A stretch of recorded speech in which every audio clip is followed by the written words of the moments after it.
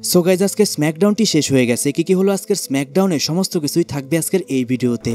আজকের স্ম্যাকডাউনের শুরুতে আমাদের দেখানো হয় আজকে যে কিং অফ দ্য রিং এর জন্য টুর্নামেন্ট হবে সেখানে র্যান্ডি অর্টনও থাকবে। তারপর জন সিনা রিং এ আসে, সে এসে তার নামটি আবারও অ্যানাউন্স করিয়ে নেয় অ্যানাউন্সারকে দিয়ে, এবং কি এরপরে সে তার নিজের সম্পর্কে প্রশংসা করতে শুরু করে। সে বলে ডাব্লিউডাব্লিউতে অনেকেই আছে যারা অনেক বেশি কথা বলে, কিন্তু তারা আমার মতো কাজ করতে পারে না, কারণ আমি হচ্ছি তাদের থেকে স্মার্ট। স্যাটারডে নাইট মেইন ইভেন্টে আমি R-Truthকে হারিয়েছি, তারপরে আমার নেক্সট অপোনেন্ট চলে এসেছে CM পাঙ্ক।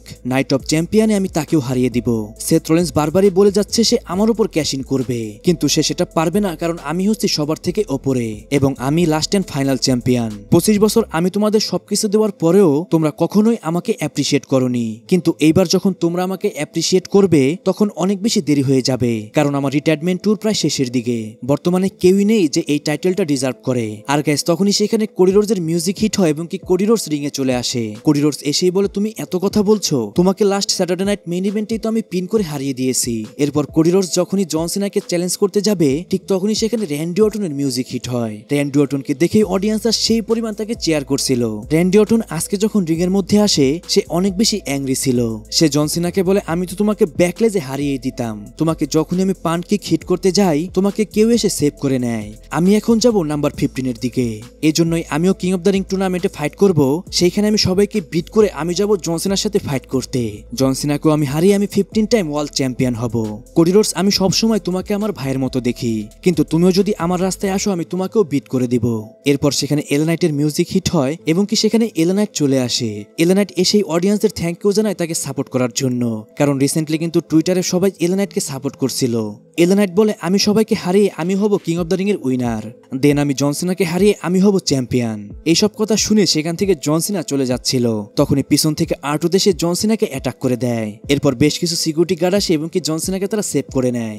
গাইস এইভাবে র্যান্ডি অর্টনের রিটার্নকে আপনি কিভাবে দেখছেন অবশ্যই কমেন্টে জানান। তারপর এলা নাইট, র্যান্ডি অর্টন, কার্মেলো হেইজ এবং অ্যালেক্সটার ব্ল্যাকের মধ্যে একটা ফ্যাটেল 4-ওয়ে কোয়ালিফাই ম্যাচ শুরু হয়ে যায়। আর গাইস এটা কিন্তু ছিল কিং অফ দ্য রিং এর জন্য কোয়ালিফাই ম্যাচ।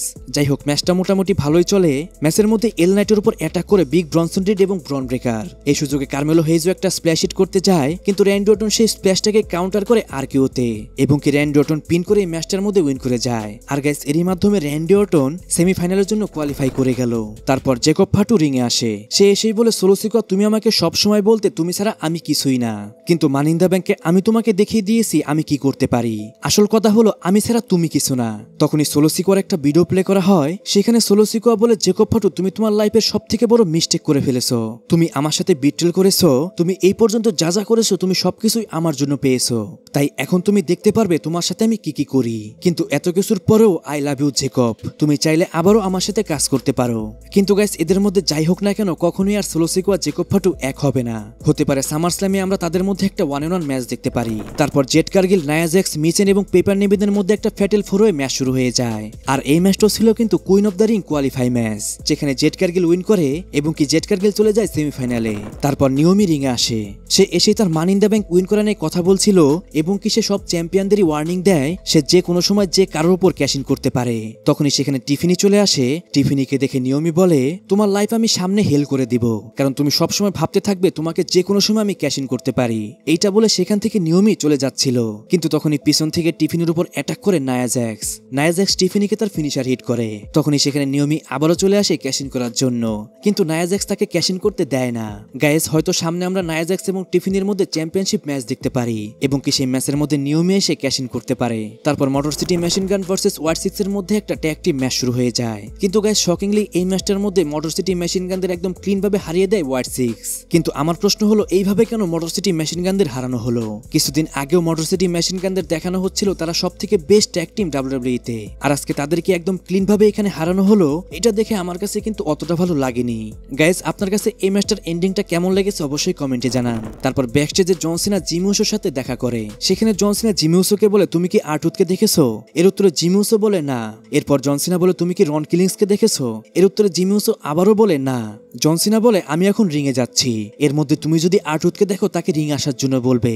তারপর জন সিনা চলে যায় রিং এর মধ্যে, সেখানে সে গিয়ে অডিয়েন্সের গালি দেয় এবং কি সে বলে, R-Truth তুমি তোমার লাইন ক্রস করে ফেলেছো, তুমি আমার সাথে ফাইট করতে চাও তাহলে এখনই চলে আসো রিং এর মধ্যে। কিন্তু সেখানে R-Truth তো আসে না, সেখানে চলে আসে CM পাঙ্ক। CM পাঙ্ক এসে জন সিনাকে বুলি করতে শুরু শুরু করে এবং অডিয়েন্সরাও জন সিনাকে বুলি করতে শুরু করে, যা শুনে জন সিনা বলে আমি কেন তোমাদের মধ্যে থেকে এখানে টাইম ওয়েস্ট করব, কারণ আমি জানি আমি তোমাদের থেকে অনেক উপরে। এরপর সিএম পাঙ্ক বলে জন সিনা তুমি অনেক বেশি দুর্বল একটা মানুষ, তুমি কখনোই আমাকে হারাতে পারবে না, আমি তোমার মতো কখনোই একটা হাফ প্যান্ট এবং ক্যাপ পরে জোকারের মতো এখানে আসতে পারবো না। তুমি সব সময় বলো তোমাকে সবাই কপি করে, কিন্তু আসল রিয়ালিটি হলো তুমি আমাকে কপি করো। 2011 সালে আমি বলেছিলাম আমি রেসলিংকে রুন করে দিব, আর আজকে 2025 সালে এসে তুমি আমাকে কপি করে তুমি বলছো তুমি রেসলিংকে রুন করে দিবে। তুমি যদি তোমার বসের প্লেনে চড়ে মঙ্গল গ্রহতেও যাও তাহলেও আমি সেখানে গিয়ে তোমাকে বিট করে দিয়ে আসবো।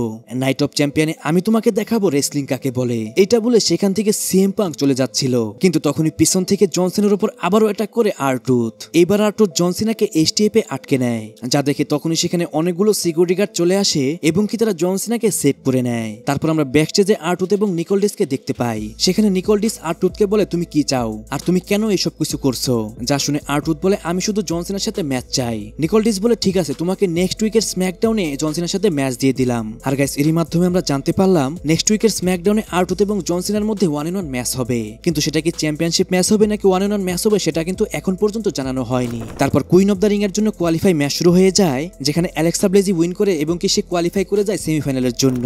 তারপর আজকের মেইন ইভেন্টের জন্য Shinsuke Nakamura versus Andrade versus Cody Rhodes versus Damian প্রিস্টের মধ্যে কোয়ালিফাই ম্যাচ শুরু হয়ে যায়। আর গাইস এই ম্যাচটা ছিল কিন্তু কিং অফ দ্য রিং এর জন্য কোয়ালিফাই ম্যাচ, যেটা অসাধারণ একটা ম্যাচ হয় এবং কি একটা মেইন ইভেন্টের মতোই ম্যাচ হয় এটি।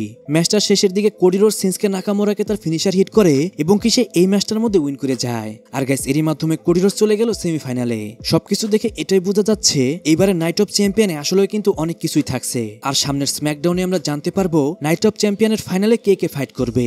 গাইস এরই মাধ্যমে আজকের স্ম্যাকডাউনটিও শেষ হয়ে যায়। আজকের স্ম্যাকডাউনটি আপনার কাছে কেমন লেগেছে অবশ্যই কমেন্টে জানান। সো গাইস আজকের ভিডিও এই পর্যন্তই। রেসলিং সম্পর্কে সমস্ত নিউজ এবং আপডেট জানার জন্য চ্যানেলটিকে সাবস্ক্রাইব করবেন।